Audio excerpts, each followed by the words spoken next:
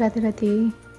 मैं ब्रज आशा लता जू और मेरे चैनल में आप सभी लोगों का फिर से हार्दिक स्वागत है। तो आज का हमारा अगला टॉपिक है कि जो कि किसी क्वेरी के रिगार्डिंग्स हैं, विजुअलाइजेशन। तो विजुअलाइजेशन क्या है? तो विजुअलाइजेशन जो है वो आपकी मन की आँखों से देखा गया चित्र है जिसमें भावनाएं जो हैं वो भरी हुई होती हैं। रोंडा बर्न बताती हैं आपकी कल्पना एक बहुत ही शक्तिशाली उपकरण है, और वो आगे बताती हैं कि सभी में कल्पना करने की शक्ति है। द सीक्रेट बुक में वो बताती हैं कि आपके विचार कुछ समय बाद चीज़ें बन जाती हैं। ब्रह्मांड एक चुंबक की तरह है। आप अपने भीतर जिस प्रकार की भावनाओं को भरोगे, ब्रह्मांड भी आपको वही चिपकाएगा। विश्वास करने में कोई संदेह नहीं होना चाहिए। खुद पर पूरा विश्वास कीजिए, आपको सब कुछ मिलेगा जिसकी आप चाहत रखते हो। तो ये कहना है रोंडा बर्न का। आगे इसको और अच्छे से समझते हुए हम देखते हैं नेपोलियन हिल जो हैं, उन्होंने पॉजिटिव थिंकिंग करके अपनी एक बुक लिखी हुई है, वो भी बहुत फेमस हैं। उसमें वो बता रहे हैं अपने मस्तिष्क को उन चीज़ों पर केंद्रित कर दीजिए जो आपको चाहिए और उन चीज़ों से दूर हो जाइए जो आपको नहीं चाहिए। एक बार जब आपका मस्तिष्क आपके नियंत्रण में आ जाता है तो आपको इस पर नियंत्रण रखना होता है, और यह करने का श्रेष्ठ तरीका यह है कि उसे उन चीज़ों पर केंद्रित कर दीजिए जो आप चाहते हैं और उन चीज़ों से दूर हो जाइए जो आप नहीं चाहते हैं। एक चित्र 1000 शब्दों के बराबर होता है। यह एक पुरानी कहावत है। आप किस तरह सोचते हैं इसका अधिकांश शब्दों में होता है। फिर भी सबसे गहरे रूप से प्रेरित करने वाले विचार जो आपके मन में आते हैं वे चित्रों के माध्यम से आते हैं, न कि शब्दों के माध्यम से।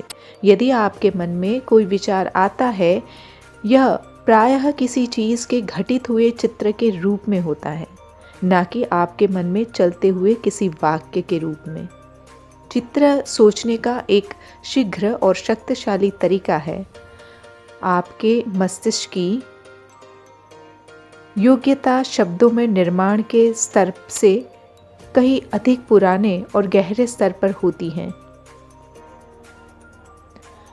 मानव द्वारा शब्दों का निर्माण अपेक्षितया हाल ही में हुआ है।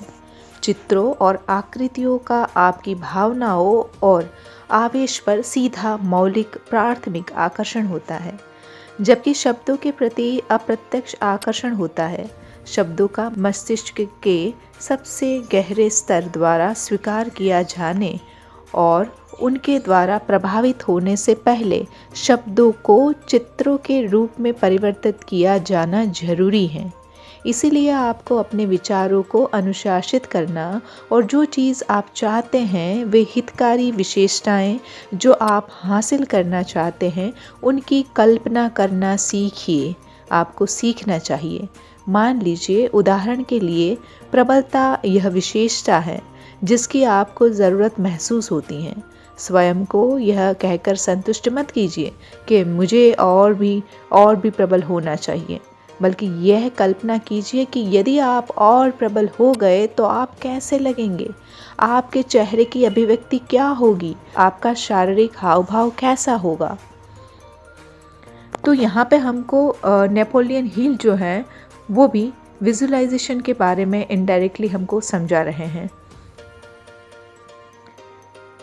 इसी विजुअलाइजेशन को और अच्छे से समझने के लिए हम चलते हैं डॉक्टर जितेंद्र भाई अढ़िया की ओर।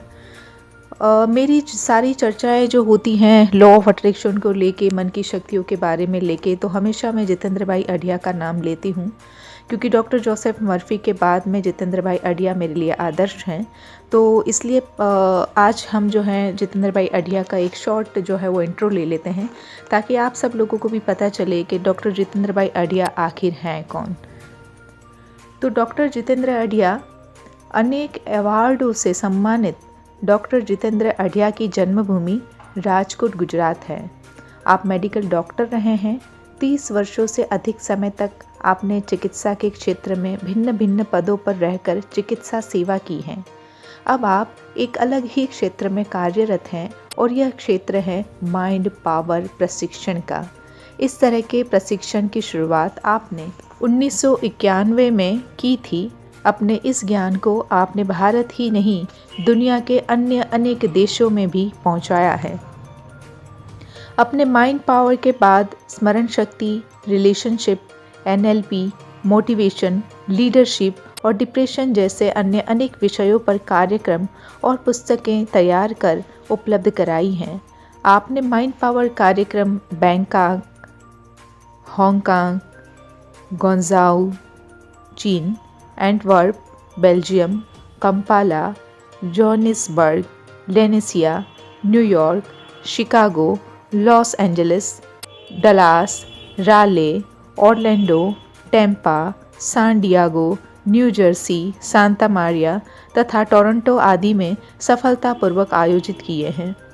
इसी तरह भारत में Reliance telecom, Birla group, GSFC, GNFC, Gujarat maritime board, क्रिमिको, सूर्या रोशनी लिमिटेड, राष्ट्रीयकृत बैंक, साथ ही कोऑपरेटिव बैंक भी, Indian rayon, Suzlon, Hare Krishna export, Ramakrishna export, JB diamond, Godhani gems, Bhavani gems, Raymond woollen, LIC of India, Indraprastha gas limited, Sundaram Multipap limited और ऐसी अनेक कंपनियों के अलावा Gujarat police department, Gujarat agriculture department, income tax department, Tihar jail, Navsari jail और रिजर्व बैंक ऑफ इंडिया जैसी अनेक सरकारी संस्थाओं में कार्यक्रम दिए हैं। आपने अनेक पुस्तकें समाज को प्रदान की हैं। इनमें से अधिकांश पुस्तकों के अधिकतम बिकने वाली पुस्तकों की सूची में स्थान पाया है। इनमें से प्रेरणा का झरना नामक पुस्तक का उल्लेख वर्ष 2000 में अधिक संख्या में बिकने वाली पुस्तकों के बिक्री चार्ट में हुआ है। यह पुस्तक हिंदी सहित 7 भाषाओं में उपलब्ध है। इसके अलावा आपने अनेक audio CD, audio books, DVD और चार्ट आम जन समुदाय के लिए हित में तैयार किए हैं। आप प्रसिद्ध गुजराती अखबार दिव्य भास्कर के नियमित स्तंभकार हैं। आपका स्वप्न माइंड ट्रेनिंग इंस्टीट्यूट अहमदाबाद में शुरू हो चुकी हैं, जिस पर ऊपर लिखित सभी विषयों के कार्यक्रम चलते हैं। आपकी सबसे लोकप्रिय कार्यशाला चेंज योर लाइफ रही है। तो ये है जितेंद्र भाई अढ़िया का शॉर्ट इंट्रो। अभी हम जितेंद्र भाई अढ़िया के ही माध्यम से समझते हैं कि विजुअलाइजेशन क्या है। डॉक्टर जितेंद्र भाई अढ़िया और राजीव भालानी की एक बुक है जिनका नाम है विजुअलाइजेशन। उसी बुक से हम समझते हैं कि विजुअलाइजेशन आखिर क्या है। तो मन का सूक्ष्म रूप वाला मकान धरती पर वास्तविक आकार लेता है। मानसिक मकान भौतिक मकान बनता है। इस संपूर्ण प्रक्रिया में सबसे महत्वपूर्ण यदि कुछ है तो वह है मालिक के मन में अपने स्वयं के मकान के विषय में बने रचे विचार। जिंदगी में भी ऐसा ही होता है। आज की जो अपनी भौतिक दुनिया है वह अपने मानसिक विचारों, चित्रों का परिणाम है। अपनी जिंदगी के विषय में हमारे मन ने जाने अनजाने में जो विचार या चित्र खड़े किए हैं, वैसे ही जिंदगी हम भी जी रहे हैं। अपनी मानसिक दुनिया में सुख और समृद्धि के नए चित्र तैयार करना आपके हाथ में है। यह सब कैसे हो सकता है, यह विचार छोड़ें। यह पुस्तक इसलिए है कि मानसिक दुनिया में जो सूक्ष्म रूप से सृजित होता है, भौतिक दुनिया में वही स्थूल रूप में सृजित होता है। विजुअलाइजेशन अर्थात मनोचित्रण, अर्थात हो सकता है कि विजुअलाइजेशन शब्द आपको नया लगे, किंतु विजुअलाइजेशन की प्रक्रिया से आप अनजान नहीं हैं। आप प्रतिदिन विजुअलाइजेशन करते हैं, बचपन से करते आए हो। विजुअलाइजेशन अर्थात कल्पना, विजुअलाइजेशन अर्थात मनोचित्रण करना। किसी भी वस्तु अथवा घटना का मन में चित्र तैयार करना माने विजुअलाइजेशन करना है। विजुअलाइजेशन को कल्पना करना भी कहा जाता है, अर्थात विजुअलाइजेशन करना माने कल्पना करना।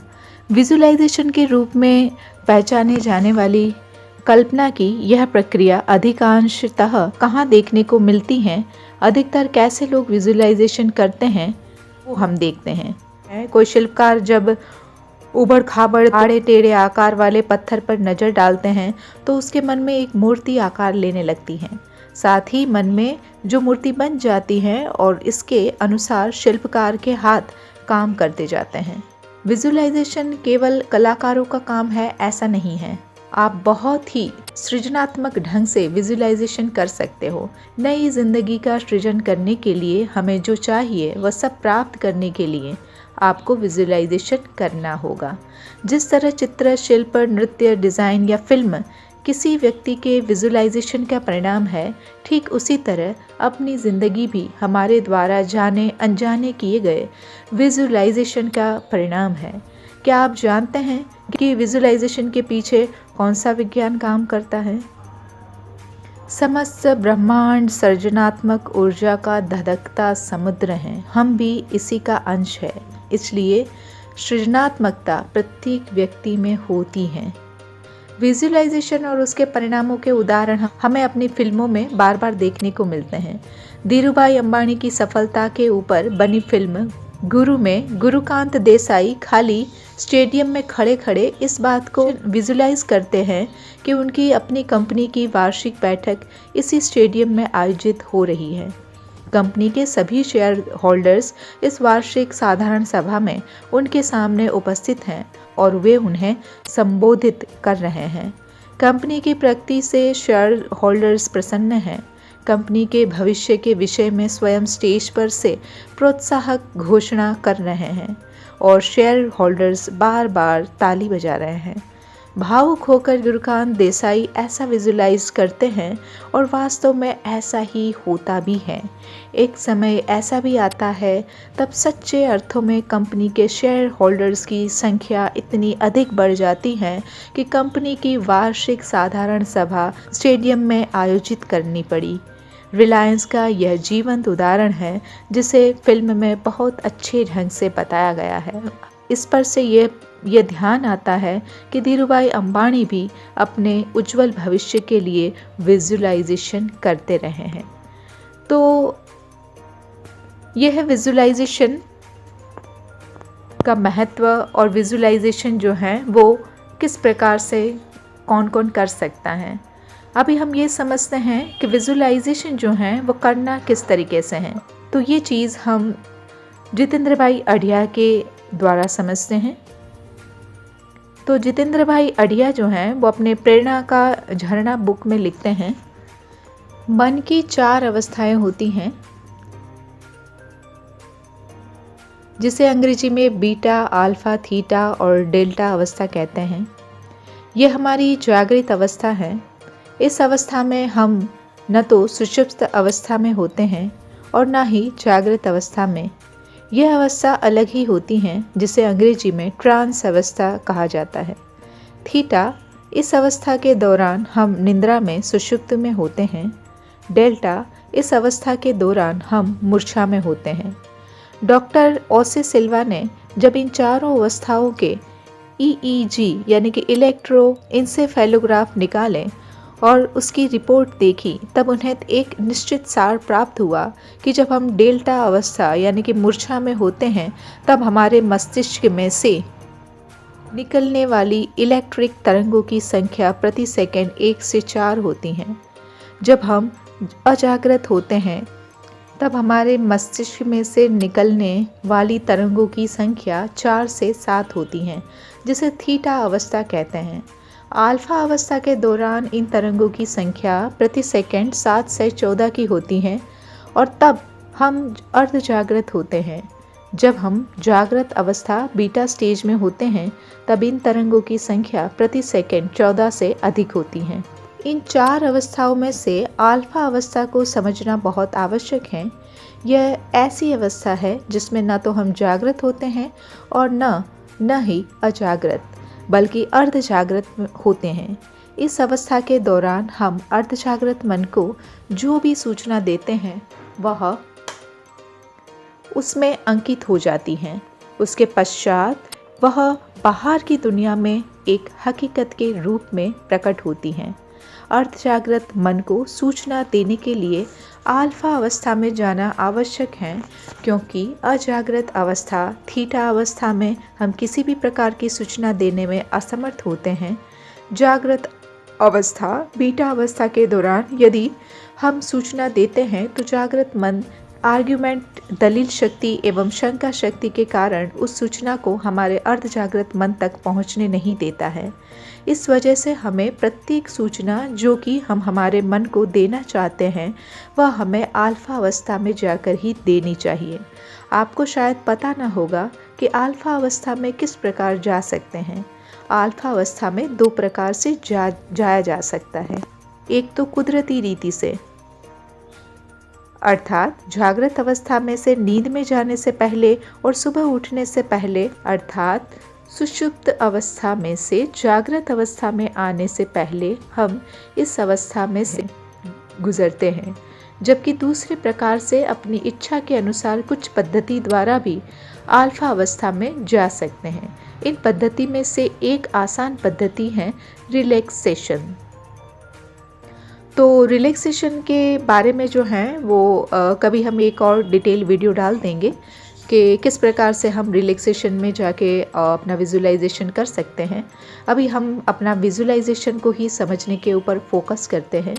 तो आगे जितेंद्र भाई अढ़िया प्रेरणा के झरने में बताते हैं अल्फा अवस्था में आपको किस प्रकार से विजुअलाइजेशन करना है। तो अर्धजागृत मन जो है वो केवल चित्रों की भाषा ही समझता है और चित्रों को ही स्मरण शक्ति की अलमारी में रखता है। इन सत्य वास्तविकताओं को समझ लेना आवश्यक है। अर्धजागृत मन शब्दों को नहीं, सिर्फ चित्रों की भाषा ही समझता है और पहचानता है। इसलिए प्रतिदिन जागृत मन को शांत करके एक निश्चित समय पर सुबह शाम अपने ध्येय के अनुरूप चित्र हमारे मानस पटल के ऊपर अर्धजागृत मन को दिखाने चाहिए। अर्थात प्रतिदिन 20 मिनट रिलैक्सेशन में बैठकर ध्येय का मनोचित्रण करना चाहिए। आंखें बंद करके रिलैक्सेशन में बैठकर जहां पर हम तिलक करते हैं उस जगह पर सफ़ेद पर्दा बनाइए और उस पर अपने ध्येय को एक चित्र के रूप में देखिए। उसमें रंग भरिए, उसे सजाइए और जैसे ही ये चित्र अर्धजागृत मन में अच्छी तरह अंकित हो जाएगा, अर्धजागृत मन उसे बाहर की दुनिया में हकीकत बनाने में पूरी शक्ति से काम पर लग जाएगा। हमारे शरीर में जो चक्र हैं उनमें से हमारे मस्तिष्क के बीच में आया हुआ चक्र जहाँ की हम तिलक करते हैं उसे आज्ञा चक्र कहते हैं। अर्थात हम वहाँ से आज्ञा करते हैं और अर्धजागृत मन को कहते हैं कि हमारे ध्येय को सिद्ध करने में मदद कीजिए। इस मनोचित्रण को स्पष्ट करने में हिंदी फिल्म का उदाहरण सहायक है। दिलवाले दुल्हनिया ले जाएंगे में मेरे ख्वाबों में जो आए गीत के वक्त काजोल को शाहरुख खान का मनोचित्रण करते हुए दिखाया गया है। प्रभाव इसका ये होता है कि जिस व्यक्ति का मनोचित्रण उसने किया वह उसे लंदन स्टेशन पर रेल के डिब्बे में मिलता है। दूसरी हिंदी फिल्म दिल तो पागल है में शाहरुख खान माया का मनोचित्रण करता है और माया उसके जीवन में आती है। गाइड फिल्म में देवानंद मनोचित्रण की मदद से वर्षा करवाते हैं। हिंदी फिल्मों में मनोचित्रण के अगणित उदाहरण हैं। अपने मनोचित्रण में प्रतिदिन तब तक रंग भरने चाहिए जब तक वह सिद्ध ना हो जाए। कई बार ऐसा भी होता है कि एक ही बार भावनापूर्वक किया गया स्पष्ट मनोचित्रण भी जीवन में हकीकत बन जाता है, लेकिन वह काफ़ी लंबे समय के बाद हकीकत बनता है। प्रतिदिन मनोचित्रण करने से हम अर्धजागृत मन को निरंतर याद दिलाते हैं और उसकी वजह से ध्येय जल्दी सिद्ध होता है। आपका जो गोल है उसमें अपनी भावनाओं को साथ में जोड़िए। तो जितेंद्र भाई अढ़िया प्रेरणा के झरना में बताते हैं, आप जब अपने ध्येय के बारे में सोचें तब आपका मन आपके ध्येय के विचार से एकदम भाव विभोर हो जाना चाहिए। इस वजह से हमारे शरीर में एड्रेनालिन नाम के हार्मोन का स्राव होता है। यह एड्रेनालिन हार्मोन हमारे अर्धजागृत मन पर अंकित हुई उस छवि को और भी निश्चित और मजबूत बना देता है, स्पष्ट बनाता है। इसकी वजह से अर्धजागृत मन हमारे ध्येय को बहुत जल्द हकीकत में बदल देता है। आपको यदि पायलट बनना हो तो आप जब प्लेन को आकाश में देखें जितेंद्र भाई अढ़िया का ही ये सपना था और वो वास्तव में ही भी ऐसा करते थे।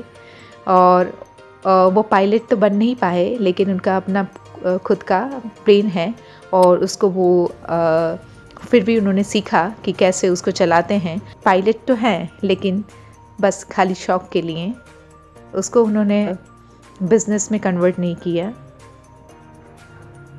आपको यदि पायलट बनना हो तो आप जब प्लेन को आकाश में देखें तब एकदम भाव विभोर होकर उतना उत्साहित हो जाना चाहिए मानो आप ही उस प्लेन को चला रहे हैं। यदि आप किसी खास व्यक्ति से मिलना चाहते हैं तो उस व्यक्ति के विचार मात्र से या तस्वीर देखने से अथवा उससे मिलने से आपको इतना भाव विभोर हो जाना चाहिए जिससे आपके रक्त में एड्रेनालिन हार्मोन का अनुपात बढ़ जाए। जब दो नौजवान प्रेम में हो तब ऐसा ही होता है। ऐसा ही प्रेम हमें हमारे ध्येय के लिए होना चाहिए, फिर चाहे वह चीज़ हो, व्यक्ति हो या कोई भी परिस्थिति हो। जैसे कि आपको फरारी स्पोर्ट्स कार प्राप्त करनी हो तो इस कार का विचार कीजिए अथवा तस्वीर में देखिए या फिर रास्ते पर इस कार को दौड़ती हुई देखें तो आपके दिल की धड़कन बढ़ जानी चाहिए। इतना भाव विभोर हो जाना चाहिए मानो उस रास्ते पर दौड़ने वाली कार के मालिक आप स्वयं ही हैं। शरीर में उस समय एड्रेनालिन हार्मोन बढ़ जाना चाहिए। शरीर में ये हार्मोन बढ़ा या नहीं, ये कैसे पता चल सकता है? शरीर में रक्त की गति तेज हो जाती है, रोंगटे खड़े हो जाते हैं, दिल हृदय की धड़कन तेज हो जाती है। यह सभी एड्रेनल हार्मोन बढ़ जाने के लक्षण हैं। तो यहाँ पे हमको जितेंद्र भाई अढ़िया जो हैं वो समझा रहे हैं कि हमको विजुअलाइजेशन करना है, पर किस प्रकार से करना है। तो ये विजुअलाइजेशन का तरीका हुआ। विजुअलाइजेशन के लिए डॉक्टर जोसेफ मर्फी बताते हैं कि आपको बस इतना करना है कि आप जिस अच्छाई को मूर्त रूप देना चाहते हैं उसके साथ मानसिक और भावनात्मक रूप से एकजुट हो जाइए। आपके अवचेतन की रचनात्मक शक्तियाँ उसी के अनुसार प्रतिक्रिया देंगी, यानी कि आपके सामने उसको साकार कर देगी। The law of attraction Esther और जेरी हिक्स की बुक में लिखा गया है, विचार करना ही आमंत्रित करना है। आप आकर्षण के नियम की ताकत को जितना अधिक समझेंगे उतना ही अधिक आपको इसके द्वारा अपने विचारों के स्वोद्देश्य निर्देशन में दिलचस्पी बढ़ेगी, क्योंकि आप जो चाहते हैं आपको वही मिलता है, फिर वह आपको पसंद हो या ना हो। बिना अपवाद आप जिस भी वस्तु पर विचार करते हैं उसी को आमंत्रित कर लेते हैं। जब भी आप आकर्षण के नियम द्वारा अपनी किसी इच्छा पर थोड़ा भी विचार करते हैं तो वह निरंतर बड़े से बड़ा तथा ताकतवर से ताकतवर होता जाएगा। जब आप कोई ऐसी वस्तु देखते हैं जिसे आप पाना चाहते हो तो आप कहते हैं कि हाँ, मुझे यह चाहिए। उस पर एकाग्रचित होकर आप उस अनुभव को आमंत्रित कर लेते हैं। आकर्षण का नियम और उसकी चुंबकीय शक्ति ब्रह्मांड में जाकर उन स्पंदनों को आकर्षित करती हैं जो एक जैसे होते हैं और फिर वह उन्हें आप तक ले जाती हैं। आपके विषयों पर ध्यान देने, अपने विचारों को सक्रिय करने तथा आकर्षण के नियम द्वारा उन विचारों पर प्रतिक्रिया देने से ही प्रत्येक व्यक्ति, प्रत्येक घटना व परिस्थिति आपके अनुभव में प्रत्यक्ष होती हैं। आप जिस पर भी विचार करेंगे वह निष्कर्ष रूप में आपको प्राप्त होगा, फिर चाहे वह आपको पसंद आए या ना पसंद हो। द लॉ ऑफ अट्रैक्शन में बताया गया कि आपकी शानदार भावनात्मक मार्गदर्शन प्रणाली आपके लिए बहुत लाभकारी हैं, क्योंकि आकर्षण का नियम आपके वांछित तथा अवांछित सभी इच्छाओं पर प्रतिक्रिया देता है। इसलिए जब भी आप अपने लिए किसी अवांछित वस्तु पर विचार करते हुए लंबे समय तक उस पर विचार करते रहते हैं तो आकर्षण का नियम उन्हें तब तक अधिक से अधिक गहरा करता जाता है जब तक वे घटनाएं व अनुभूतियां प्रत्यक्ष न हो जाएं। आकर्षण के नियम के कारण एक समान विचार एक दूसरे की ओर आकर्षित होते हैं। ऐसा करने पर इनकी शक्ति बहुत अधिक बढ़ जाती है। अधिक शक्तिशाली होने से इनके प्रत्यक्षीकरण की संभावना बढ़ जाती है। उनसे जुड़ी भावनाएं भी आनुपातिक दृष्टि में अधिक गहराई से महसूस होने लगती हैं। आपके किसी वांछित वस्तु पर ध्यान केंद्रित करने पर आकर्षण का नियम इनके जैसे और अधिक विचारों को आकर्षित करने लगता है, जिससे आपको इस संबंध में सकारात्मक भावनाएं महसूस होने लगती हैं। किसी भी निर्माण की गति बढ़ाने के लिए आपको केवल उस पर और अधिक ध्यान केंद्रित करना होगा। बाकी कार्य आकर्षण का नियम स्वयं कर लेगा और आपकी इच्छा आपके समक्ष साकार हो जाएगी। तो यह है विजुअलाइजेशन, और विजुअलाइजेशन का आई होप कि मैंने आपको होल डिटेल जो है वो बता दिया है। फिर भी विजुअलाइजेशन के लिए अगर आपका और भी कोई प्रश्न है तो आप बिल्कुल मेरे को कमेंट कर सकते हैं, मैं आपको उसका भी रिप्लाई ज़रूर करूँगी।